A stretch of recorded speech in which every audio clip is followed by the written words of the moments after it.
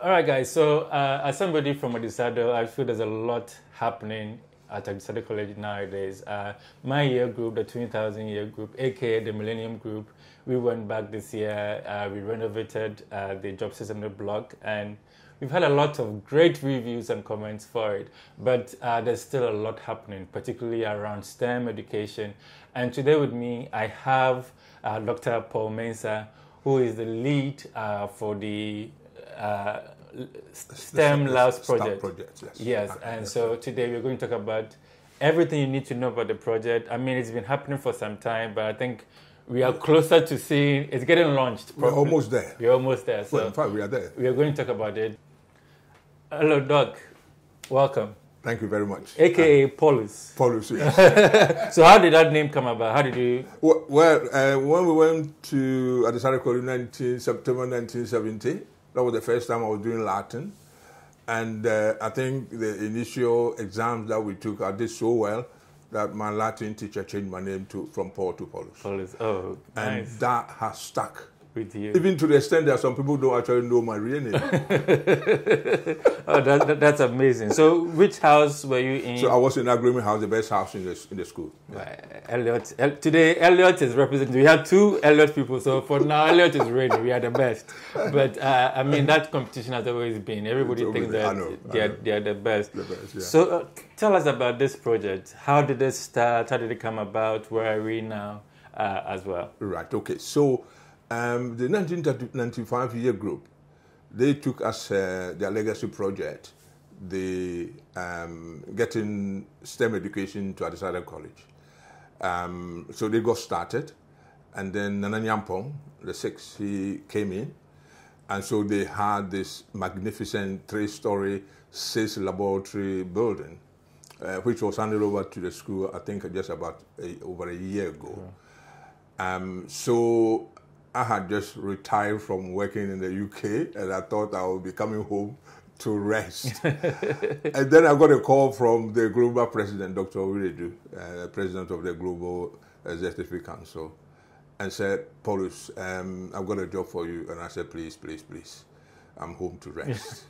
He said, no, this one will be a lot easier for you. So I said, what's that? He said, well, we need to finish the laboratories that have been the building. We need to finish the laboratories in the building that has been bequeathed to the school.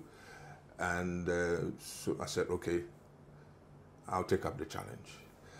And it's simply because I've always loved science. I've always loved science. I mean, when I was in middle school and before I came to Adi school, I used to go and do vacation employment at Kumasi Brewery Limited. And I loved the engineers, going, and the chemical engineers in their white coat going. So it was something that I loved, and that's why I took science at Adisadel College in the 7 years I was there. So this was rather close to home for me. So that was the starting point. Equip the laboratories. We've got 6 of them. Okay. And of course, it requires money. Yes.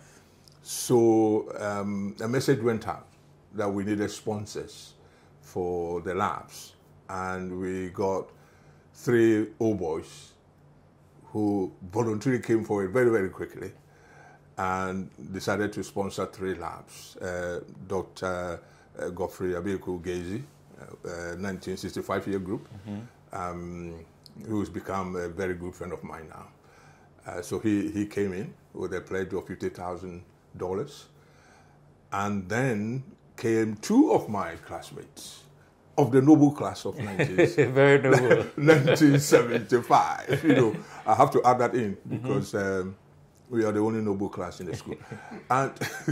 And so they came in with, so that was Mr. Benapa and then Mr. Christopher Hesitete. So they came in $45,000 and $40,000. So we had somewhere, so financially we had money to play around with. But then the hard work started, because then we needed the place finished, the 3 labs finished. We decided that we will use the top floor, because it's 3 floors, 2 laboratories at the top, 2 in the middle, and then 2 at the bottom. We thought that we will use the top floor and then one of the rooms in the labs in the middle floor, because they don't need water flowing through tubes and pipes and so on, because all kind of technology. So these were the mathematics lab, which was sponsored by Mr. Christopher Hestetete, and then the engineering lab, which was sponsored by Mr. Benapa, and then the robotics lab, which was sponsored by Dr. Gazy. So we got that. So we had to search for anybody who would do the finishing to start off with, and a bit of electrical work in the rooms. And that wasn't very easy. Not easy at all. But eventually we met this guy, Dominic Pryor, who had done some work at a university. And I got the images, and I thought, wow, if we can get something like that in Adisadel College, that would be great. So this is not an old boy? No, he's not an old boy. Okay. He's not. We would have liked an old boy, but, but I mean, that's the spirit. I mean, you leading this project and being tasked to raising fund and everything to make it work. You realize that we always are able to inwardly raise these funds, and then we don't even tap into external sources as much. I think that's the spirit of Adisadel. So you are right. So basically, up to this point, the whole structure has been built by old boys, and the 3 labs are equipped by been equipped by old boys. So that's the Adisadel spirit. So eventually, we got somebody who was going to finish, but also was going to do more than finishing. He also had some. Was going to help with computers and various other things that are relevant to the project. So we offered him the contract, and we've had a very nice working relationship with him. Very, very nice working relationship. He's done things to a very high standard. Our biggest problem was actually, once you got the furniture and everything in, the kits, the computers, the various things that we needed to make it functional. And that for me was the most difficult part of the project. So we made some contacts. I went to visit 1 or 2 STEM schools that were operating the STEM education thing, and learned a lot from there. So again, we've offered this on contract. We got a few people coming in. We arranged to meet up with them. And at this point, you see, at the start of the project, we got a couple of professors and lecturers and so on from Adisadel College, physics and chemistry, biology, maths, and so on together. So there were about 10 of us. We discussed where we were going, where we wanted to get to. But when it got to the actual implementation of the project, we were left with 3 people. So that was myself, Mr. Daniel Ahinen-Hagen, also of the Noble class of 75. It seems 75 want to claim this project, but we will allow them. It's a general project. It's a general project, of course. It's just to tease everybody.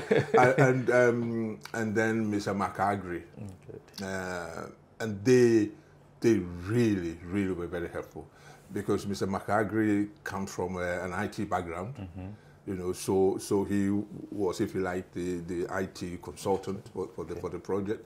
Mr. Ahinen-Hagen, who was formerly of the Bank of Ghana, he's an electrical engineer by training, but also was heavily involved with contracts and so on at the Bank of Ghana. So he could look at the contracts and understand it. As for rewriting the contract and so on, a lot of the things was just above my head. I know, I can imagine. So let those who know handle it. That's it. I told them that I'd rather be in theater than signing contracts. Anyway, so and they were very helpful. So we dealt with a few companies, but then we realized, sadly, that some of them were wanted to take us for a ride. They wanted to sell old equipment to us as new. But with the eagle eye of Mr. Ahinen-Hagen and also McAgri, we were able to C3 and basic. So then we decided, why are we bothering with people like this? I think we, can do it. as at Adisadel College, we should be able to do this, this ourselves. As long as we have some guidance from the Ministry of Education as to what actually is required. Okay, so that is what we did. So we then decided, okay, we're going to buy all the things ourselves. Okay.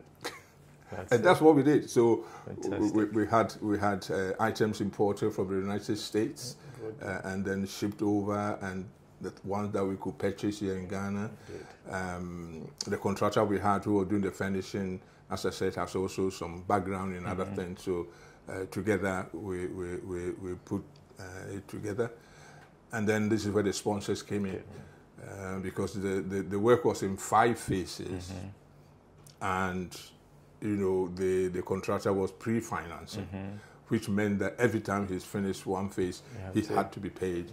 And we promised him that we'll pay him within 5 days of inspection and approval, which is what we have done with him. So he found it very easy working with us. He said we were just excellent in the sense that he doesn't chase us too much for his money. So it was in 5 phases. Each phase is inspected. When passed, we sign it off, we pay him, then we carry on. Fantastic. And I'm pleased to say that 2 weeks ago, we finished the final phase. Fantastic. 5. I'm sure a lot of people, when we talk about engineering lab, we can appreciate it and see what it's going to be like. But when it comes to the mathematics lab, people may be wondering, what's the maths lab like? Right. Okay. It's a good question, actually, because I had to think about it myself when I was told that there was a maths lab to be. I thought, well, what am I going to do in the maths lab? But I think the whole concept of the STEM education is that all the areas are interconnected. So you're not going to have a pure sort of maths or robotics or engineering. They cross over. They cross over. Okay. So in terms of the mathematics lab, when you get there, you're going to see quite a few computers and various things. But they're going to be working on projects related also to robotics and related to engineering. Okay. And that's something I had to learn very quickly, because I thought, lab, engineering, I'm going to have some machines sitting there and so on, but it doesn't really work that way. And I think that is very good, because if you compartmentalize the subjects, it's this and that. But this gives you a much broader, environment of what's going on. So we'll wait for the commissioning. People will come to the master lab and they will see what we have to show. Great. That leads me to, so we are launching the project October the 11th. So come October 11th. Yes. What should students, expect, and then of course the Adisadel community, what should we expect? Yes. Okay. So we obviously got the sponsors. They will be there, and hopefully they get an opportunity if they wish to say something. Nana Nyampong will also be there, because I think it's right that he's there as well, because he's provided the structure in there. So there will be a few kind of speeches here introducing who is who. Understand the regional director of education is coming. Headmasters all the headmistresses in Cape Coast are also coming along to see what's on offer. But whilst we were planning all of this, we decided that why don't we give access to the pre-secondary school kids as well, for them to come and experience what STEM education is all about. And that concept came about because I realized when I went to visit one of the schools that the moment they introduced STEM education, a lot of girls were taking science subjects. So it was the introduction, their introduction to working with gadgets and programming. And I saw one place where a young girl had organized something and a truck went and lifted some heavy load. You know, so here she is thinking, I'm the one who got this going and lifted the load, you know, very practical. So we will have some pupils from selected primary basic schools in Cape Coast also attending, and they will get the opportunity to actually demonstrate some of what we have there. And so after all the initial speeches and introductions and so on, then we will take a walk through each of the labs. And folks will get the opportunity to ask questions. They will see in each of the labs demonstrators. These will be demonstrators, students selected from Adisadel College, but also, as I said to you, from some of the basic schools around the college. Because we want to serve the Cape Coast community. We want to serve the Cape Coast community. Yeah. Fantastic. Thank you so much, Dr. Paul. And for now, Doc has already mentioned some of the sponsors, but let's meet them one-on-one. I'm Dr. Godfrey Gazy, and I attended Adisadel in the 1960s. I'm with a class of 1965. My house at Adisadel was Elliott House. And I graduated from sixth form in 1967, went to the University of Ghana Medical School, and from there I went to America to study pediatrics, and subsequently I studied radiology and subspecialized in pediatric radiology, which is basically radiology for children. I chose to get involved in the STEM lab project because of the idea behind the STEM education. Previously, education has been, education in the sciences have been, you know, you do biology separate from physics, separate from chemistry, etc., etc.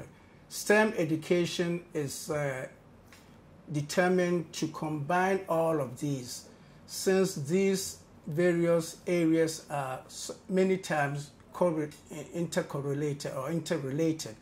So this is what STEM education is. And also STEM education is meant to train students to be innovative, train them to be problem solvers, and train them to be critical thinkers, not just students that are given the facts. You know, you want them to be able to have the mindset to solve world problems, and that is what STEM education is about. I have read the government's program on STEM education from various websites, and it is truly an excellent program that they have put together. But the government by itself cannot roll out the STEM to every school at the same time. So we at Adisadel have taken this initiative, you know, to build a STEM program from scratch. You know, we have the building and we have the labs, and we are going to equip the labs. It is our hope, and we are doing this not on our own. We are following the government's curriculum, strict curriculum. We're following the curriculum strictly to make sure that we don't deviate with the government's excellent program that they have. And we believe that once we have this in place, the government will be our ally. We are not doing this in competition with the government. The government will be our ally, so that the government will even favor us since we are taking this initiative. And we believe that with what the government has in place, STEM education is going to benefit the children of the future very well. I have had several projects. When my class of 1965, when we had our 50th anniversary, we got together and put together a 40-seater computer lab for the school. And also, apart from that, I have also contributed in the past generously to the Adisadel Foundation of North America, which is a foundation that, you know, helps the school with various projects. And I have, over the years, contributed to many of the foundation's projects. I am sponsoring the robotics and IT lab. robotics and IT is the future. And I believe that by getting the children involved with robotics, they learn how to put the Lego robots together. They learn how to program the Lego robots for various functions. And if there are issues, if there are problems, they will learn how to resolve those problems. This is kind of the education that they're going to have for the future. Because in the future, they're going to live with robots.